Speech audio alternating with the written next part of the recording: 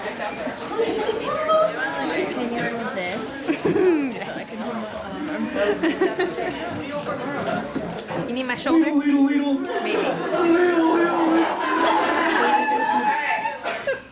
we're the Craftivist Collective, and our piece tonight is titled Reflections of Radical Queer Activists to Those Who Are Coming After Us. Advice to future people who will find themselves in our positions. This work is messy. This work is hard. This work is necessary. People like us will always be written off as too angry, too hostile, going about it the wrong way. You will find yourself placed with these labels, placed in these boxes, cornered. You will learn that to some people, actually most people, taking care of yourself, ensuring your survival, taking care of your community and ensuring their safety and survival is deemed radical, especially when you use your wild tongue to speak. Our tongues are wild, they're terrifying when we use them to protect each other. You will be heartbroken by the amount of times you have to hold someone in your arms because existing feels like falling apart most days.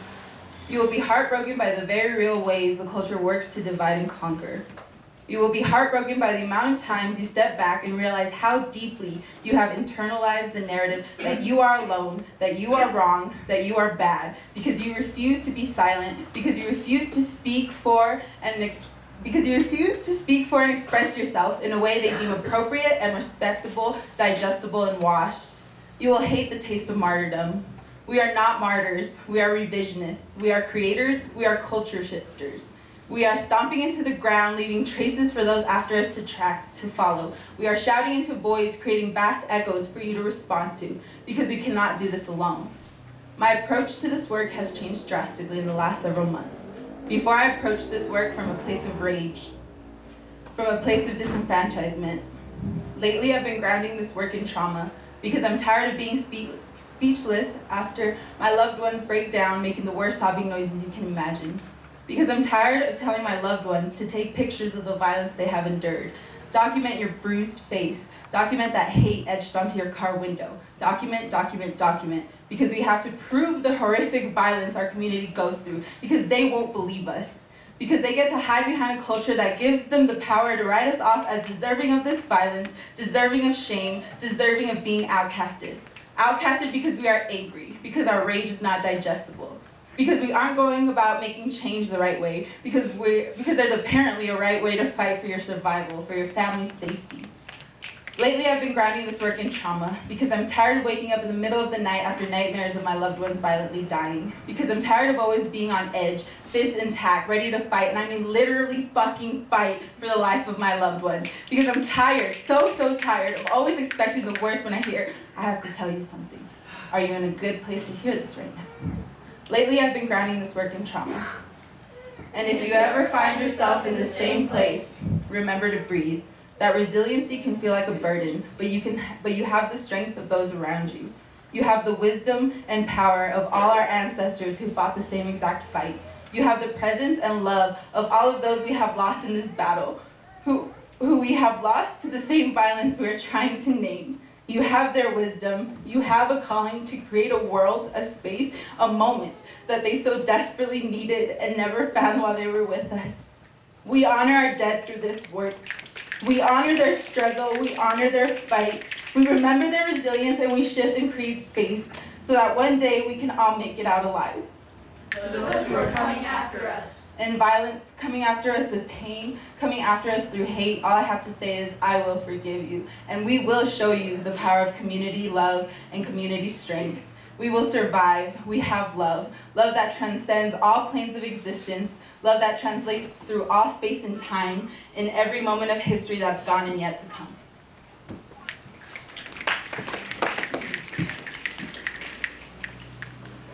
To the queer activists that take up this work, know that you are valid, that what you are doing is important, that it is rewarding in the end, even when the end never seems to come.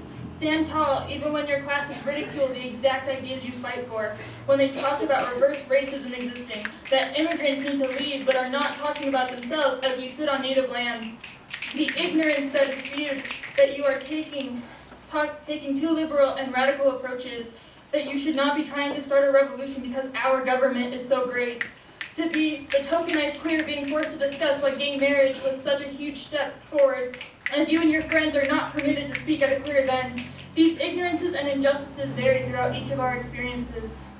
They are hard to get through, but just remember that one day we will overcome them and topple over the powers that try to keep us down. So stand proud for what you fight for, but know your limits and what fights to pick. Be proud of who you are, even when people say that you would be prettier if you were straight passing, or that you would not be doing that work that you're doing, that your life being queer isn't any harder than theirs being a straight person, that we are really all equal, or when society shuts you down because you aren't the right kind of gay, or you don't fit perfectly with their labels.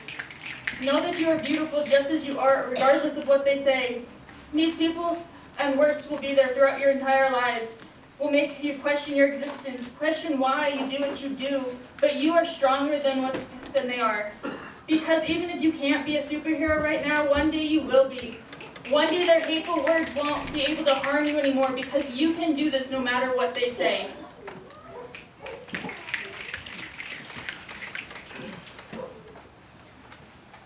To the activists who find it hard to live through seemingly constant hardship, we hear you, we see you, we love you. Your experiences are valid. Your fight is important. You are not alone, even though in a world that seems to only be tooth and nail, it can seem that way. We too have marked our skin and our souls in the struggle to exist. We too have to fight to continue on. We are not all fire and strength. Sometimes we can fall like water.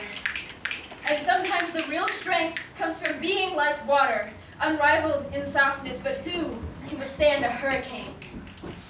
Because to those who come after us, we find strength in our anger, yes, but our real power and our passion comes from love. Love of one another, love of our community, love of ourselves, love of you, and the passion that comes from helping people find themselves. A passion to make the world a better place. A passion to make a world that people after us can live in without fear, hunger, or desolation. You are part of that fight, even if your fight is only through poetry. Even if your fight is trying to find a way to love yourself in a world that teaches you only self-hatred. Even if your fight is simply to find the will to live until tomorrow. You do not need to produce to be important. You do not need good grades or a job to be important. Your existence is meaningful. Your existence is radical and transcending. And to those who seek to destroy us, fuck you! You cannot break us. You cannot hope to stand before this hurricane. We are a force of centuries. We are the result of historical resistance to violence, and we will not be silenced. We will not be shaken. You will take us for our anger before you will ever be able to touch our love. You target us, you attack us, you hate us for our passion, but we are an unbreakable momentum, and we will build each other up faster than you could ever hope to take us down. And a note from me personally to our aggressors. I am angry. I am full of rage. I am fire and brimstone. And I lost where I was. And I will fight anyone who harms my friends. And I am done being shamed for my anger. I am done with being told how I feel shameful when my anger is a direct result of seeing my family being broken down day after day with new levels of bullshit and violence. I will love my community with a passion. To them, I will be gentle and kind, but to you, I will show only my teeth. For you have attacked the most important people in my life, and there will be accountability. There will be justice. There will be change. And we will stand together through it all.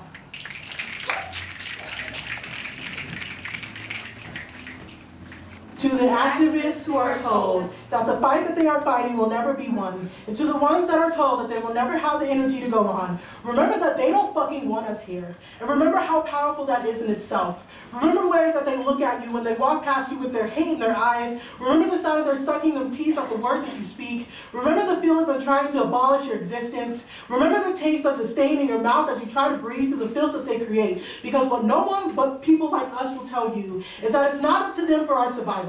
It's up to the love that we create for each other in this community. It's up to me to hold your hand through it all, to catch your tears that you should never waste on them, because we have been fighting through each other. We stand before you with pain in our hearts dry tears of our past, but we stand here to make you a promise that we will never let you fall. We stand with you when no one hears through all of our sorrows. We stand with you when you feel like the world is just too much. We stand with you when we feel like they're trying to rip you to pieces, and we are prepared to cut through the chains that they have put on all of us. And I can't validate through the best from my experience. In the last 2 months, I have gone through hell. They have tried to rip every part of me apart. I stand in these spaces asking myself, where did I get so lost?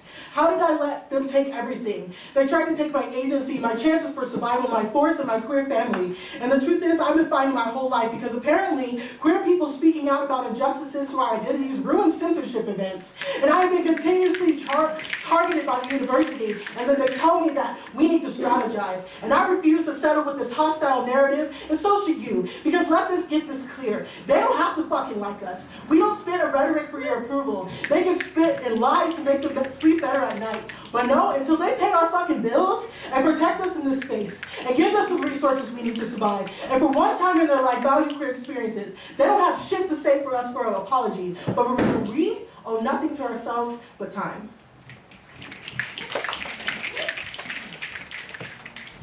To those who will inherit this hurricane, remember that the struggle is for our survival, our uncompromising, unforgiving, uncensored survival, because we are so tired of our people dying. The next time they ask you why we are here, the next time they ask you what our goals are, tell them about the times we have begged each other to live, about the times we thanked each other for staying, about the times we have forgiven each other for not wanting to. Tell them how you can't forgive yourself for sobbing on your bedroom floor, weighing your options, forgetting your obligations on the night when you almost took another sibling from your loved ones, when you almost took another child from your mother, on the night when you almost did it.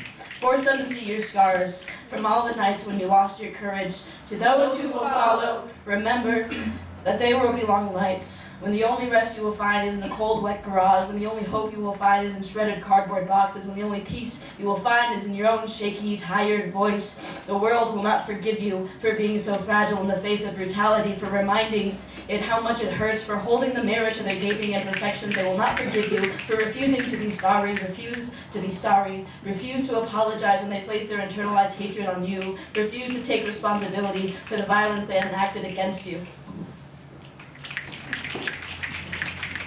To those who forget what they're fighting for, and on a personal note, to my RLC. Sometimes in your panic for survival, you will mistakenly bite the hand that feeds, and you won't realize until you've already swallowed. Sometimes it takes digestion to understand the unknowable breadth of compassion. I know right now it may seem like you're caught in the violent tumult of the sea, but wandering does not mean you're lost, I promise. You will find your way back. You will. And most unimaginable of all, you'll be welcomed with forgiveness you're not sure before now you could ever offer, much less deserve. Reconciliation will be one of your most powerful tools. I have seen this community light a conflagration of itself, only to emerge greater from the ashes. You'll know when it happens. It'll look like arms wrapping around you, tears falling in awe as you watch your performance together, laughter and incredulous eye contact when you realize how easy it is to love again. There is nothing more rewarding than coming back together after a successful movement and celebrating that you've lived through it. These are the highest, strongest points. Bury them in your bones like a keepsake for the hard times. The body remembers. It always does. Be proud of the love you have cultivated from suffering and the dire need to see it end. No one else loves the way we do. No one lives the way we do. But above all, remember that power is not achieved through a compromise, not shared through diplomatic conversations in conference rooms. Power is seized. Take what belongs to you, and don't you ever let them forget it's yours. Don't you let them.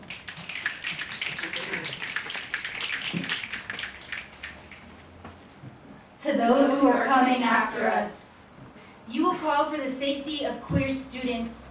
The top 10 LGBT plus friendly school will forget its title. The Office of Resources and Support will name you violent. And someone will write, "Kill yourself," on your truck window the next week. In that same window, you will see your reflection. A target is branded on your forehead.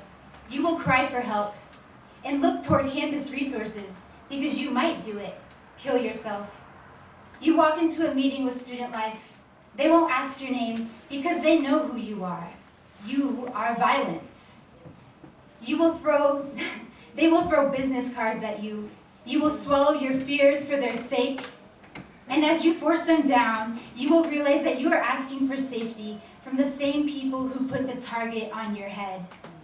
You flash back to student life and NAUPD physically forcing you out of the monologues just a week earlier. A plainclothes cop wraps his wiry fingers around your arm, and you will wonder if his fingers are tied to the knots in your throat as they tighten around the word transphobia. You're back at the meeting with student life. The sharp corners of their business cards read, NAUPD. NAUPD will tell you that you asked for this. After all, standing up against violence does make you a threat to NAU. A threat to the Office of Resources and Support. A threat to inclusion and multicultural services. NAU makes more money when they can keep queer hate crimes and suicides out of the news. That's what IMS and Resources and Support are for, silencing our voices, erasing our experiences. They will make a living off of killing our community, and they would get away with it if it weren't for us meddling queers. Now you realize you are a threat. You understand the target on your head. NAU wants you dead. This isn't the first death threat you've received in repercussion to calling out NAU violence. NAU wants you dead. A trans student who suffers with depression and anxiety. You're an easy target. After all, suicidal thoughts are normal for you. Now NAU is just inviting you to act on it. You are scared. When you said queer students are in danger, the office said you are violent, hostile, and unsafe. You will ask yourself, is crying for help violent? Is your existence a threat? Is asking for permission to survive on campus making people feel unsafe? You start questioning the tone of your voice. You start questioning your humanity. And when you do it, kill yourself, the Office of Resources and Support will hold a candlelight vigil for you. They will say you were a great activist and get your pronouns wrong, all in the same sentence. They will call this an isolated event, a tragedy that should have been prevented. They will use your death in their favor to push their narrative. But when they find out it was a suicide, they will call you violent, selfish, attention-seeking. You will be rolling in your grave. Under a headstone, will it read, "They made me do it," or "She asked for it"? They will repeat your name in conference rooms, violent, violent, violent, and under the table will be their blood-soaked hands. To my students, my peers, my community, and my younger self, they want to dig our graves and build our coffins out of fury, but I'll let you know, we will never rest in peace.